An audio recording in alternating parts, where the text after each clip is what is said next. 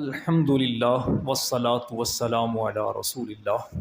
انشاءاللہ الکریم آج آپ کے سامنے پارہ نمبر 11 کا خلاصہ بیان کروں گا۔ پارہ نمبر 11 کا آغاز ہوتا ہے یعتذرون الیکم اذا رجعتم الیہم۔ یہاں سے اللہ تبارک و تعالیٰ نے ان منافقین کا ذکر کیا اور غیب کی خبر دیتے ہوئے اپنے پیارے حبیب علیہ السلام کو بیان کیا کہ اے پیارے حبیب علیہ السلام، جب آپ سفر سے واپس مدینہ میں آئیں گے تو منافقین آپ کے پاس عذر لے کر آئیں گے۔ واقعہ یہ ہوا کہ نبی پاک علیہ السلام جب غزوہ تبوک کے لیے مدینہ سے نکلے تو چونکہ غزوہ تبوک جو ہے یہ تنگی کا ایک سال آیا تھا، اس میں غزوہ تبوک تھا، مسلمانوں پر بھی یعنی کہ مدینہ کے اندر بھی کافی تنگی کا مسلمانوں کو سامنا تھا۔ اب اس دوران یوں سمجھیے جو ایمان والے تھے، عاشق رسول تھے، اللہ رسول سے محبت کرنے والے تھے، وہ تو نبی پاک علیہ السلام کے ساتھ نکلے، اور جو پیچھے رہ جانے والے یا تو کمزور تھے یا بوڑھے تھے یا پھر منافقین میں سے تھے۔ 3 صحابہ صرف ایسے تھے کہ جن کے ساتھ کچھ پرابلم تھی، اور ان کا ذکر بھی اسی پارے کے اندر آگے چل کر آتا ہے۔ تو اللہ تبارک و تعالیٰ نے نبی پاک علیہ السلام کو اس وقت وحی نازل کر کے، یہ آیات نازل کر کے خبر دی جب نبی پاک علیہ السلام واپس مدینہ میں آ رہے تھے کہ آپ جب مدینہ میں جائیں گے تو وہاں منافقین عذر آپ کے سامنے بیان کریں گے، بہانے بنائیں گے۔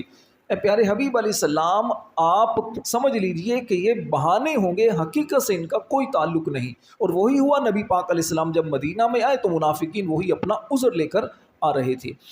سورہ توبہ کا چونکہ آغاز ہوتا ہے 10ویں پارے سے اور اختتام ہوتا ہے 11ویں پارے میں، 11ویں پارے میں ہی سورہ یونس کا بھی آغاز ہوتا ہے۔ تو سورہ توبہ کی ہی آیت نمبر 53 کے اندر 53 نمبر آیت میں اللہ تعالیٰ نے عرب کے جو دیہات تھے، گاؤں میں رہنے والے تھے، ان میں 2 گروہوں کا ذکر کیا۔ ایک تو وہ گروہ جو اللہ کے راستے میں جب مال دیتا، کچھ خرچ کرنے کی باری آتی تو دل ان کا تنگ ہوتا، وہ کہتے ہیں یار یہ کیا ہے، یہ اس طرح کیوں دیا جاتا ہے، وہ گویا اسلام پر اعتراض کرتے۔ اور ایک طبقہ وہ تھا جو اللہ کے راستے میں جب اپنا مال خرچ کرتے، مسجد کی تعمیر میں اور دین اسلام کی سربلندی کے لیے جب مال خرچ کرتے تو ان کی نیت یہ ہوتی، قرآن کے اندر آتا ہے، نیت یہ ہوتی کہ نبی پاک علیہ السلام کی دعائیں ہمیں ملیں، نبی پاک کے دل کی دعائیں ملیں، دین اسلام کی سربلندی کے لیے وہ مال خرچ کرتے۔ اللہ تعالیٰ نے ان کی تعریف بیان فرمائی۔ پھر اسی طرح سورہ توبہ کی ہی آیت نمبر 107 میں اللہ تبارک و تعالیٰ نے 2 مسجدوں کا ذکر کیا ہے، ایک مسجد زرار اور ایک مسجد قباء۔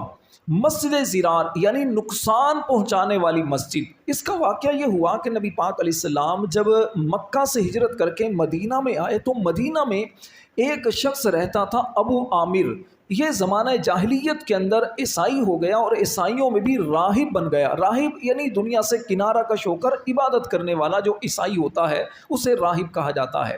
تو اب یہ راہب بن گیا۔ نبی پاک علیہ السلام جب مدینہ میں آئے تو اس نے کہا نبی پاک سے کہ آپ کون سا دین لے کر آئے ہیں؟ نبی پاک علیہ السلام نے فرمایا میں دین ابراہیم لے کر آیا ہوں۔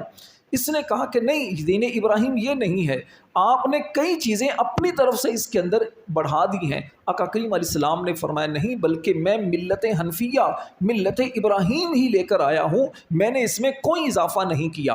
اب چونکہ اس کے نفس پر گراں گزر رہا تھا، اس نے دیکھا کہ نبی پاک کی شان و عظمت لوگوں کے دلوں میں پیدا ہو رہی ہے، تو حسد اور جلن کی وجہ سے نبی پاک کے یہ سامنے آ گیا، بجائے اس کے کہ ایمان لاتا، نبی پاک کو مانتا نبی، لیکن یہ سامنے آ گیا اور بالآخر یہ کہنے لگا کہ اگر ہم دونوں میں سے جو بھی سچا ہے وہ تو بچے، اور جو سچا نہ ہو، جو جھوٹا ہو تو وہ تنہائی کے اندر ذلت کی موت مرے۔ نبی پاک علیہ السلام نے اس پر کہا آمین، ایسا ہی ہو، جو جھوٹا ہے وہ تنہائی میں بھی مرے اور ذلت کی موت مرے۔ اب ابو عامر نے نبی پاک سے کہا کہ اب جب بھی کافر جو ہیں غیر مسلم آپ سے جنگ کریں گے تو میں ان کے ساتھ مل کر آپ کے خلاف جنگ کروں گا۔ یہ بدبخت بھی اسی طرح جنگ کرتا رہا۔ غزوہ حنین میں بھی، غزوہ حنین تک یہ مسلمانوں کے خلاف جنگوں میں شرکت کرتا رہا، تو وہاں صحابہ کے اندر مسلمانوں میں اس کا نام ابو عامر فاسق مشہور ہو گیا۔ غزوہ حنین میں جب شکست ہوئی کافروں کو تو یہ وہاں سے بھاگا، ملک شام چلا گیا۔ اس کے بعد وہاں سے اس نے کئی لشکر جمع کیے، اور اس کے بعد اس نے ایک پیغام بھیجا مدینے کے اندر جو اس کے ہم نوا منافقین تھے، کہا کہ تم ایسا کرو، ایک مسجد بناؤ، ایک مسجد بناؤ اور اس مسجد کا افتتاح نبی پاک علیہ السلام سے کرواؤ، اور یہ لوگوں کے سامنے بیان کرو، نبی پاک کو بھی یہ بیان کرو کہ ہم اس مسجد کو اس لیے بنانا چاہتے ہیں کہ لوگ مسجد قبا دور ہے اور یہ قریب ہے، تو اس لیے ضعیف لوگ آ جائیں گے، کمزور لوگوں کے لیے یہ آسانی ہوگی عبادت کرنے میں۔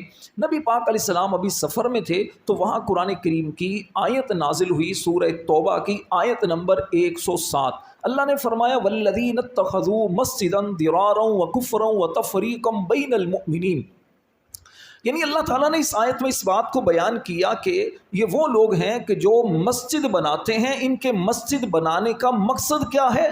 نمبر 1 زرار، ضرر دینے کے لیے، نقصان پہنچانے کے لیے اسلام کو۔ نمبر 2 کفرن، کفر عام کرنے کے لیے۔ نمبر 3 تفریقاً بین المؤمنین، مسلمانوں کے درمیان تفرقہ پیدا کرنے کے لیے، نفرت پیدا کرنے کے لیے، یہ ان کا مقصد ہے مسجد بنانے کا۔ نبی پاک علیہ السلام کو جب پتہ چلا، اللہ تبارک و تعالیٰ نے پھر آپ کو منع فرما دیا، اور پھر ارشاد فرمایا اس سے اگلی آیت کے اندر کہ آپ اس مسجد میں جائیں کہ جس کی بنیاد تقوی پر رکھی گئی ہے۔ افمن اسس بنیانہ علی تقوی، جس کی بنیاد تقوی پر رکھی گئی ہے، یعنی مسجد قبا۔ تو پھر نبی پاک علیہ السلام وہاں پر رکے، اور پھر صحابہ کو حکم دیا، تو صحابہ نے اس مسجد کو جو منافقوں نے بنائی تھی اسے جلا دیا، اسے بالکل ختم کر دیا گیا۔ اس واقعے کے ضمن میں اگر ہم غور کریں تو ہمیں سمجھنے کے لیے بہت ساری باتیں ہیں۔ نمبر 1 تو یہ ہے کہ جو دین دشمن قوتیں ہیں وہ دین کا نام لے کر لوگوں کو نقصان پہنچاتی ہیں۔ دوسری بات یہ ہے کہ مسجد بنا کر بھی اسلام کو اور مسلمانوں کو نقصان پہنچایا جا سکتا ہے۔ موجودہ دور میں آپ ایسے لوگوں کی مسجدیں دیکھ لیں کہ جن کی مسجدوں کے اندر کبھی تو نبی پاک کی شان میں گستاخی، ان کی تقریروں کے اندر، گفتگو کے اندر اسی طرح کی چیزیں آپ کو ملیں گی۔ نبی پاک کو علم غیب نہیں، نبی پاک تو معاذ اللہ دیوار کے پیچھے کا علم نہیں رکھتے، نبی پاک سے یہ خطا ہو گئی، نبی پاک سے یوں غلطی ہو گئی، معاذ اللہ ثم معاذ اللہ۔ اور سنیوں کی مسجدیں انشاءاللہ اب دیکھیں گے کہ آپ کو نبی پاک کی شانیں ہی شانیں ملیں گی، کبھی نبی پاک کا حسن و جمال، کبھی نبی پاک کے معجزات، کبھی آپ کے فضائل و کمالات، آپ کی اولاد، آپ کے آباء و اجداد، آپ کے صحابہ اور اہل بیت کے بارے میں چیزیں ملیں گی۔ تو اس طرح کی مسجدوں کے اندر جانا کہ جہاں دین کے خلاف اور نبی پاک کی اور نبی پاک کے صحابہ اور اہل بیت کی شان میں بے ادبیاں سکھائی جاتی ہوں، ہرگز جائز نہیں، وہ بلکہ مسجد ہی کہلانے کی حقدار نہیں ہے۔ اس کے بعد سورہ یونس شروع ہوتی ہے۔ سورہ یونس کا نام ہی، چونکہ یونس علیہ السلام اللہ کے نبی ہیں، ان کا ذکر خیر ہے، اس وجہ سے اس کا نام سورہ یونس ہے۔ سورہ یونس کی آیت نمبر 62 کے اندر اللہ تعالیٰ نے اپنے اولیاء کی شان کو بیان کیا اور اولیاء کی، ولیوں کی پہچان بھی بیان فرمائی۔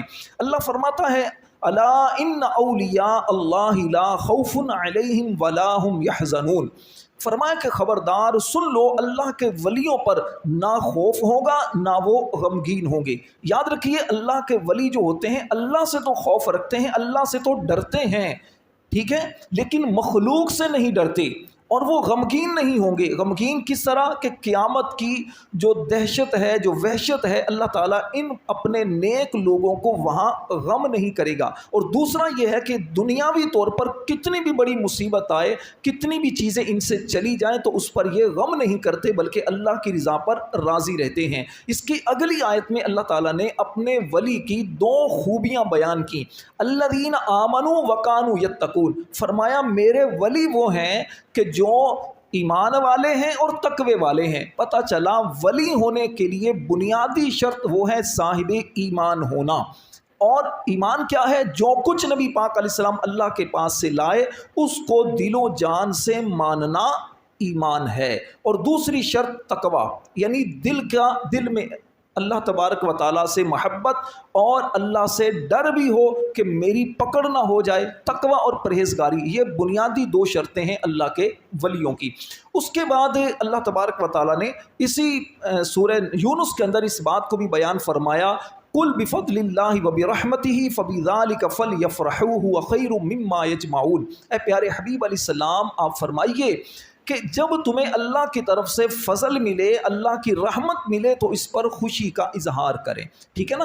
تو اللہ کا فضل و رحمت جب بندے پر ہو، کوئی نعمت ملے تو اس پر شکرانہ کرنا یہ ایمان والوں کی شان ہے، اس کا حکم قرآن میں دیا گیا ہے۔ اسی طرح یہ آیت بھی اسی پارے کے اندر اللہ نے ایمان والوں کو خطاب کیا، یا ایھا الذین آمنوا اتقوا اللہ وکونوا مع الصادقین، اے ایمان والو اللہ سے ڈرو اور سچوں کے ساتھ ہو جاؤ۔ اللہ سے ڈرنا، تقوی اختیار کرنا اور نیک لوگوں کی صحبت اور ان کے ساتھ ہم نشینی، یہ ایسی چیز ہے جو بندے کو دنیا میں بھی نیک نامی اور کامیابی دلاتی ہے، اور آخرت میں بھی اس کا حشر اللہ کے پیاروں کے ساتھ ہوگا۔ دعا ہے اللہ تعالی ہم سب کو نیک بنائے، قرآن پاک پر عمل کرنے کی توفیق عطا فرمائے۔